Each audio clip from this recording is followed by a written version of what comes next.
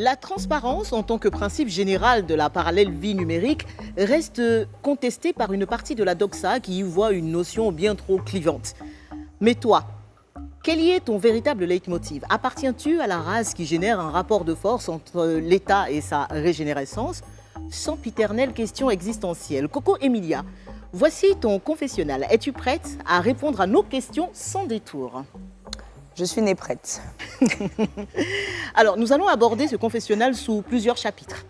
Démarrons par celui des lifeuses, la télé-réalité dans laquelle tu as tourné avec notamment Emma Loès et Nathalie Koa, deux autres influenceuses avec lesquelles tu as eu plusieurs clashs à l'époque. Aujourd'hui, vous vous êtes réconciliés à la faveur de cette émission. Qu'est-ce qui vous divisait avant? Je pense que la première raison, c'était la bouche des gens. Les incompréhensions, je pense que c'est les principales raisons.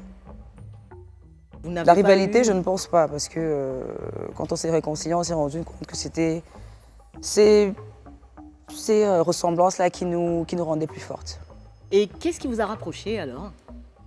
Ben, c'est le fait qu'on sache qu'on partage les mêmes valeurs, on a les mêmes combats, on vit les mêmes choses tous les jours, et puis on a la même niaque et on sait ce qu'on veut dans la vie. Voilà. Est-ce que tu peux revenir sur cette séquence que nous n'avons malheureusement pas vue à la télévision, cette séquence d'émotions dont on a entendu parler dans les coulisses, de larmes et tout ça? Alors, ça s'est passé dans un restaurant, on est allé dîner. C'était un dîner de revoir, mais qui s'est terminé en gros clash. Et y a des mots qui survolaient de partout, vu que moi, j'étais à peu près seule dans ma bulle. Je discutais avec personne à part Sui Fatem. Donc il y avait des mots entre Emma et Nathalie qui se balançaient. Et puis à un moment, j'en ai eu marre et j'ai décidé de me lever. Et quand je me suis levée, Emma m'a dit vas-y, casse-toi, ou je sais plus trop, quelque chose comme ça. Et là, je lui ai dit, mais en fait, vas-y, dégage. Voilà. Je lui ai dit, je ne dégage pas. Ah oui, cette séquence-ci, voilà. On l'a vu. Parce qu'en fait, j'en avais marre. Et quand je me suis levée, parce que j'étais prête à faire n'importe quoi. Donc je me suis dit, il vaudrait mieux que j'aille me coucher que de mal réagir, en fait. Donc son dégage m'a fait faire ce que je ne voulais pas faire. Donc je suis revenue vers elle. Et franchement, c'était pour qu'on se batte. Mais après, la sécurité est arrivée. Et ensuite, on nous a fait asseoir. On nous a demandé, mais en fait, quel est votre réel problème? Qu'est-ce qui ne va pas depuis le temps? Mais qu'est-ce qui se passe? Et quand on s'est assise, personne n'arrivait à répondre, simplement. Non, c'est parce que tel était venu me dire ci, c'est parce que tu avais écrit un truc et puis on était venu me dire ça. Il n'y avait pas de réel problème. Donc, on s'est dit, mais pourquoi avoir perdu autant de temps alors que, sachant qu'en étant unis, et surtout quand on partage les mêmes valeurs, on sait ce qu'on veut, on est un peu on a la même vision des choses, pourquoi ne pas se mettre ensemble et avancer, en fait, parce que ça va nous donner une force, en fait. Donc on a perdu trop de temps. Et c'est là où on a commencé à se raconter des histoires, notre intimité, de notre famille. Et après, ça a suivi les pleurs, les rires et tout. Et puis aujourd'hui, c'est devenu une belle histoire. Donc des ennemis sont devenus des sœurs. Dieu merci. Voilà. À la fin du programme, toutes les trois, vous êtes accaparé le projet de Sui Fatem. Parce qu'à la base, c'était le sien. Pourquoi? Qu'est-ce qui s'est passé? Parce qu'on a eu l'impression déjà qu'elle ne s'y retrouvait pas. Elle ne savait pas de quoi il s'agissait vraiment. Et puis, elle était la seule parmi nous qui n'était pas dans le domaine du cosmétique. Du coup, on ne savait pas trop ce qu'elle faisait là. Et puis, elle n'était pas très engagée. Donc, vous vous êtes dit, moi, je ne crache pas sur l'argent. Et je pense que mes deux autres sœurs non plus ne crachent pas sur l'argent. Donc, on s'est dit, voilà une opportunité pour nous de se faire de l'argent et de la notoriété encore. Donc, vu que la petite, elle ne sait pas comment s'y prendre, et puis elle ne veut pas écouter les conseils qu'elle est venue chercher auprès de nous, on lui prend le projet au lieu de jeter ça comme ça dans la boue. Simplement, hein, c'était pas contre elle, mais c'était pour nous. À présent, Coco Emilia, le chapitre Francis Mvemba, tu pensais bien qu'on allait en parler, avec qui tu as formé l'un des couples les plus glamour d'Afrique. Où est-ce que vous en êtes aujourd'hui dans votre relation? Nous sommes en instance de divorce. Pourquoi, on va remonter un peu cette histoire, pourquoi tu as accepté de te marier avec Francis? Parce que, j'étais folle amoureuse. Était? Toute femme. Oui, parce qu'aujourd'hui, c'est plus le cas. J'étais folle amoureuse et je pensais avoir trouvé mon prince charmant. l'homme que j'ai toujours recherché. Et puis bon, en même temps, je suis tombée enceinte.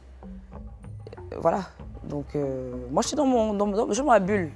Je suis dans mon rêve. Et puis voilà, simplement. On a vu que tu l'avais... Je pensais pas trouver ce que toutes les femmes recherchent. On a vu que tu l'avais défendu contre vents et marées, hein, quand certains internautes tentaient de te dissuader de l'épouser. Oui. Mais est-ce qu'il t'est arrivé à un moment donné, face à toi-même, hein, d'avoir des doutes concernant Francis avant votre mariage? Loin des regards des gens. Oui, loin des regards des gens, ça m'est arrivé, mais je me dis, le linge sale se lave en famille. Et puis quand tu as un enfant qui n'est pas sage ou qui fait des bêtises, tu vas pas bien le jeter à la verdict populaire en fait. Tu le défends et puis tu règles ce que tu as réglé en back-office, tu vois, simplement. Aujourd'hui, il est donc question de divorce. Est-ce que... Enfin, où est-ce que vous en êtes? Je veux dire, à quel stade? Bah, là, on a la première audience en juin. Où ça? À Paris. À Paris, d'accord. Bien qu'ils ne veulent pas. Ils ne veulent pas. Parce que lui, il ne veut pas du tout. Oui, il ne veut pas, mais c'est mieux pour nous deux et pour la petite. Tu as affirmé sur tes pages des réseaux sociaux que c'était toi qui avais demandé le divorce. Oui. Pourquoi? Parce qu'on était en incompatibilité, simplement, on ne se comprenait plus. Et puis, ça ne... Enfin, je me suis juste rendu compte que c'était pas ce que je recherchais. Je m'étais juste trompée, en fait. Mais le mariage, c'est pour le meilleur et pour le le pire. Je sais, mais non? en fait... Chacun sait ce qu'il peut supporter ou pas. Simplement. Francis s'exprime très peu publiquement sur ce sujet. À ton avis, pourquoi? Aucune idée. Une idée. Est-ce que la situation t'a fait souffrir? Beaucoup, extrêmement. Parce que je me suis mis beaucoup de personnes à dos. En fait, la première chose, c'est parce que j'y ai cru. Donc quand j'y crois, je me mets tout. Je mets mon âme, je mets mon sang, je mets tout. Tout mon être en fait. Donc ça a été la première déception. Et puis j'ai bagarré contre ma famille, contre tout le monde, contre mon public, parce qu'aujourd'hui je suis un personnage public. Je me suis battue tous les jours, je pense que vous avez vu ça. Vous pouvez en témoigner. Et à un moment, se rendre compte que je me suis trompée sur toute la ligne, c'est blessant parce que je me suis dit j'ai tout donné en fait. Mais bon, après, je me dis, c'est arrivé pour une raison. Et je le saurai peut-être plus tard pourquoi c'est arrivé, mais... Est-ce que tu en souffres encore aujourd'hui? Bien sûr. Parce que c'est quelqu'un que j'ai aimé et je ne peux pas cracher sur cet amour-là parce qu'en même temps, on a un enfant aujourd'hui qui a 8 mois, Sophie. Donc chaque fois que je vais voir cet enfant, je vais toujours penser à elle. Donc je ne peux pas cracher sur ça. Et je ne peux pas dire que l'amour s'est terminé en quelques mois.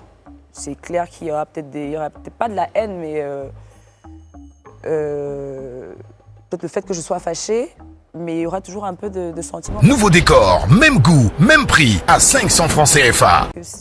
C'est quelqu'un en qui j'ai tout mis, en qui j'ai cru. Donc voilà. Voilà pourquoi j'ai mal. Sinon aussi, je ne l'aimais pas, c'est que je n'avais pas vraiment mal en fait. Qu'est-ce que tu regrettes le plus dans toute cette histoire? Dans notre histoire, je ne regrette... Enfin, au début, je regrettais, je me suis dit j'ai perdu du temps avec lui, mais dans ma tête, je me dis toujours Dieu ne fait rien pour rien. Ce qui s'est passé, ça devait être un épisode de ma vie que je devais vivre et dont je devais en tirer des conclusions. Donc, qu'est-ce que Francis pourrait faire aujourd'hui?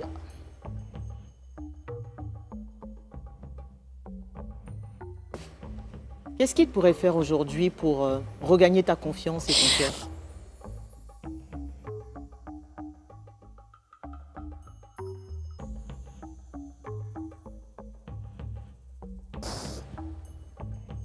Je comprends l'émotion de cette situation et que tu reviennes sur cette partie douloureuse de ta vie de couple.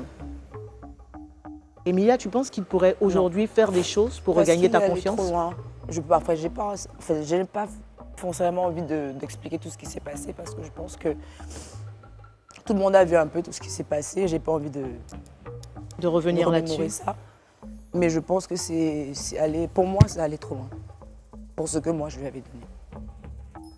Est-ce que tu es certaine aujourd'hui qu'il n'y a pas d'incompréhension, de quiproquo, Non. Avec le recul, est-ce que tu regrettes de lui avoir dit oui? Oui, j'ai regretté. Mais bon, À quel point tu penses que les réseaux sociaux ont contribué à détruire ton histoire avec Francis? non, les réseaux sociaux, ça a peut-être contribué, mais les réseaux sociaux m'ont beaucoup aidé aussi à ouvrir les yeux sur beaucoup de choses. Tu as eu ces derniers jours une violente altercation verbale, justement sur les réseaux sociaux, par réseau interposé avec ta belle-sœur. Mm. Qu'est-ce qu'elle te reproche ou qu'est-ce que tu lui reproches? Déjà, c'est pas ma belle-sœur. C'est la sœur de son ami. Pas la sœur de Non, Francis? c'est pas sa sœur, c'est la sœur d'un de ses amis. Je sais pas ce qui les rapproche. Tantôt, elle dit que elle est la petite sœur de son ex, tantôt, elle dit qu'elle est son amie depuis 15 ans. C'est un peu flou tout ça. Mais je pense qu'elle elle doit avoir un problème particulier, peut-être par rapport à Francis. Moi, je lui ai dit peut-être qu'elle est amoureuse de lui, je ne sais pas. Parce que j'ai pas compris sa haine en fait. Parce qu'il y a des jours, elle fait des statuts, ça faisait au moins 6-7 mois qu'elle faisait des statuts pour m'insulter, pour me rabaisser, pour m'humilier. Et j'en parlais à Francis justement, je lui disais mais qu'elle arrête en fait, c'est ta sœur entre parenthèses, mais moi depuis qu'on est séparés, je n'ai jamais permis à mes proches de te manquer de respect. La toile, ok d'accord, mais mes proches ne t'ont jamais manqué de respect, ça c'est un truc que je leur ai interdit. Moi j'ai le droit de te dire ce que j'ai envie de te dire, mais je ne permets pas à mes proches de le faire. Donc je vois pourquoi tu n'empêches pas tes proches de le faire. Il me dit mais je contrôle pas, je dis parce que tu veux juste pas contrôler.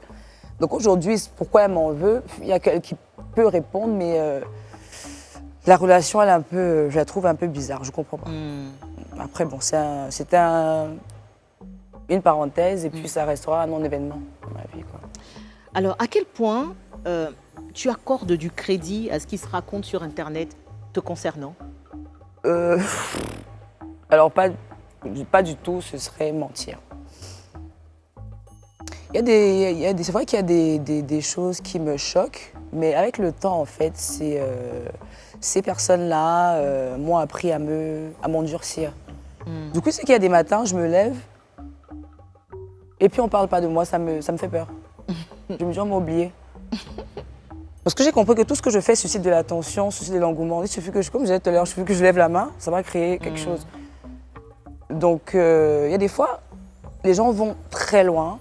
Et quand on se retrouve seul, ça fait mal. Mais après, je me dis, bon, je suis née seule, je suis venue sur Terre pour vivre ma vie. Vraiment, si je commence à déprimer ou me cacher parce que certaines personnes ne voient pas ça d'un bon œil, qu'est-ce que je suis venue faire sur Terre en fait? Parce que j'aurais pas vécu ma vie, j'aurais vécu la vie des autres ou bien vécu ce qu'ils voulaient être. Donc, sans parenthèse. Bah, de tout ce qui s'est raconté au sujet de ton mariage, qu'est-ce qui t'a le plus blessé, Coco? Ce qui m'a blessée le plus dans mon mariage, c'est la fin en fait, mais pas dans mon mariage, c'est plutôt vers la fin où on me disait il t'a abandonné comme tout le monde, avec ton enfant. Et c'est là où j'étais obligée de sortir, je leur ai dit mais non en fait, il m'a pas abandonné. C'est moi qui ai décidé de partir. Et si c'était à refaire, qu'est-ce que tu ne partagerais pas de toi sur les réseaux sociaux? Ah non, mais moi, j'ai pas de... Pas que j'ai pas de limite, mais c'est pas comme si je partage tout, je partage ce que je sens sur le moment. Tout simplement. Donc, après, quand on décide d'être dans le domaine public, après, ça dépend de la façon dont on y est arrivé. Si j'étais peut-être chanteuse, j'aurais juste partagé mes musiques, mes vidéos, mes concerts, mais aujourd'hui je suis devenue célèbre, pas parce que je passe à la télé, pas parce que je suis actrice ou chanteuse. Ça m'est tombé sur la tête parce que j'étais au bon endroit au bon moment et puis mon aura me l'a permis. Du coup, je crois que c'est mon lifestyle en fait qui plaît aux gens. Du coup, quand tu me dis qu'est-ce que je peux pas ne pas partager, mais non, je partage ce que je sens, que ce soit dans ma vie privée, que ce soit dans ma vie publique, que ce soit dans ma vie professionnelle. Voilà, simplement. Biscuit de mer, as-tu été totalement sincère dans ce confessionnal?